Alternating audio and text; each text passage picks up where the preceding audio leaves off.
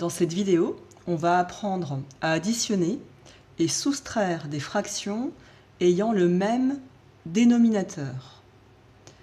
C'est une petite aide pour la leçon que tu as reçue sur Scolinfo qui correspond au premier objectif. La nouvelle leçon s'appelle N5, O1 pour l'objectif 1. On commence par un exemple. On va chercher à additionner 2 septièmes et 8 septièmes. On constate que les deux dénominateurs sont effectivement identiques. Pour cela, on va imaginer sur une droite graduée un robot qui se déplace. Alors, comme je veux additionner 2 septièmes avec 8 septièmes, j'ai déjà préparé ma droite graduée qui est divisée en septièmes d'unité. Chaque unité est coupée en septièmes d'unité. On va le vérifier. Là, je suis à une unité, donc là j'ai 1 septième, 2 septièmes, 3 septièmes, 4 septièmes, 5 septièmes, 6 septièmes, 7 septièmes ou une unité. Et bien sûr, pareil pour la suite. Donc imaginons notre robot. Il commence par se déplacer de 2 septièmes d'unité. Donc on part du 0, 1 septième, 2 septièmes. Il va se trouver exactement ici. Ensuite, il va avancer de 8 septièmes d'unité. Donc bien sûr, il avance de ce point-là, il ne repart pas à 0. Donc on va compter 8 septièmes. 1, 2, 3, 4, 5, 6, 7, 8 septièmes d'unité. Donc il va se retrouver ici. Il est arrivé à ce point-là. Il va falloir que l'on trouve à quel nombre correspond ce point. Pour cela, on va regarder 1.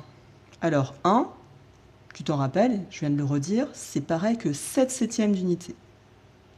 Donc 1, c'est égal à 7 septièmes. Ma droite étant graduée en septièmes d'unité, à chaque fois que j'avance d'une graduation, j'avance de 1 septième. Donc là, ici, je pars de 7 septièmes. Je vais donc être ici à 8 septièmes, 9 septièmes et 10 septièmes. Ça y est, on a notre résultat. Donc si j'additionne 2 septièmes avec 8 septièmes, ça me donne 10 septièmes. On peut tout de suite remarquer quelque chose. Quand on additionne deux fractions qui ont le même dénominateur, dans ce cas il est égal à 7, on le conserve ce dénominateur. Qu'est-ce qu'il se passe pour les numérateurs? Tu l'auras remarqué.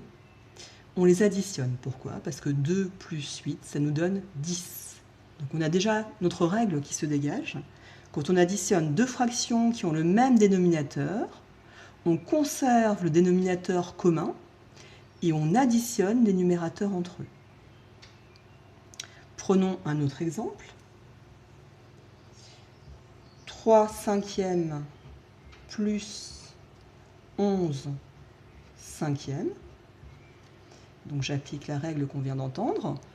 J'ai bien deux fractions qui ont le même dénominateur qui cette fois-ci vaut 5. Je le conserve.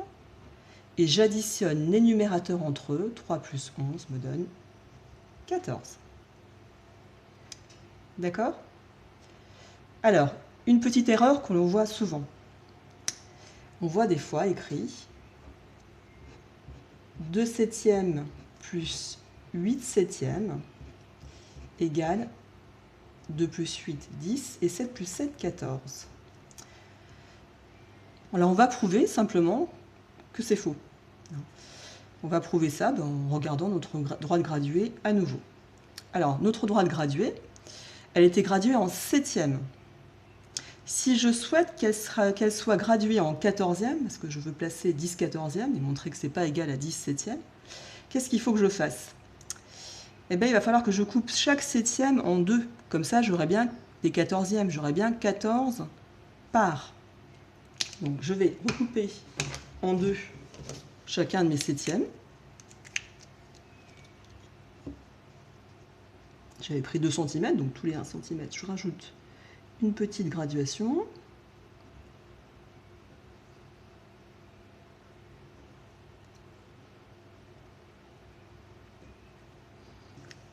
Je continue.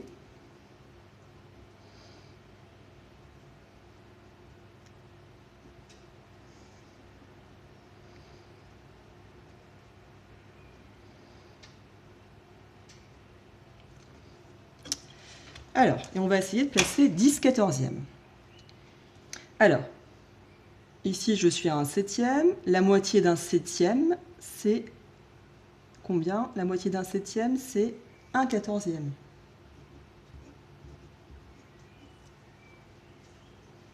Un quatorzième, c'est 2 fois plus petit qu'un septième. Un septième, tu as coupé une tarte en 7 parts égales.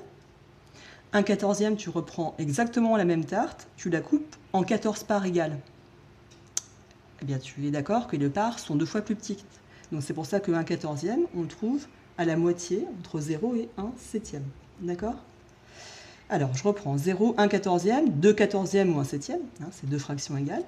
3 quatorzièmes, 4 quatorzièmes, 5 quatorzièmes, 6 quatorzièmes, 7 quatorzièmes, 8 quatorzièmes, 9 quatorzièmes, 10 quatorzièmes, 11 quatorzièmes. Attention, j'ai dépassé, je voulais placer 10 quatorzièmes. Donc je suis ici. 10 quatorzièmes. D'accord? 1 quatorzième, 2 quatorzièmes, 3 quatorzièmes, 4 quatorzièmes, 5 quatorzièmes, 6 quatorzièmes, 7 quatorzièmes, 8 quatorzièmes, 9 quatorzièmes, 10 quatorzièmes. Eh bien, je constate bien, hein, j'ai bien la preuve que 10 quatorzièmes, c'est pas égal à 10 septièmes. Donc, ne jamais additionner les numérateurs entre eux. On additionne uniquement les numérateurs entre eux. D'accord ? Donc on l'a constaté sur cet exemple qui est vrai, et bien sûr celui-ci qui est vrai également. Pour la soustraction, c'est exactement la même règle.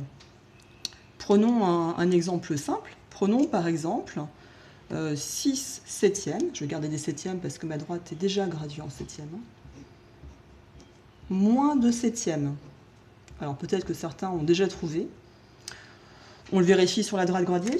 Donc j'ai placé 6 septièmes. Donc là j'étais à 1 septième, 2 septièmes, 3 septièmes, 4 septièmes, 5 septièmes, 6 septièmes. Je suis ici.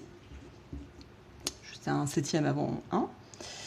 Donc j'ai avancé de 6 septièmes. Alors attention, cette fois-ci je recule. Je recule de combien? Je recule de 2 septièmes. Donc si je recule de 1 septième, je suis là. De 2 septièmes, je suis là. Quel est ce nombre-là que l'on cherche? Regardons. 1 septième, 2 septièmes, 3 septièmes, 4 septièmes. Donc tu t'en doutais un peu. Quand on soustrait deux fractions qui ont le même dénominateur, on conserve de nouveau ce dénominateur commun et on soustrait les numérateurs entre eux. Donc 6 moins 2 égale 4. D'accord? Un dernier exemple. Prenons par exemple 15 onzièmes moins 3 onzièmes. J'ai bien deux fractions qui ont le même dénominateur. Je le conserve. 15 moins 3 me donne 12. Donc tu verras dans le cours, la propriété suivante est écrite. Lorsque l'on additionne ou on soustrait des fractions ayant le même dénominateur, il suffit d'additionner ou soustraire les numérateurs entre eux et de conserver le dénominateur commun. Attention, le dénominateur ne sera jamais 0. Voilà, c'est terminé.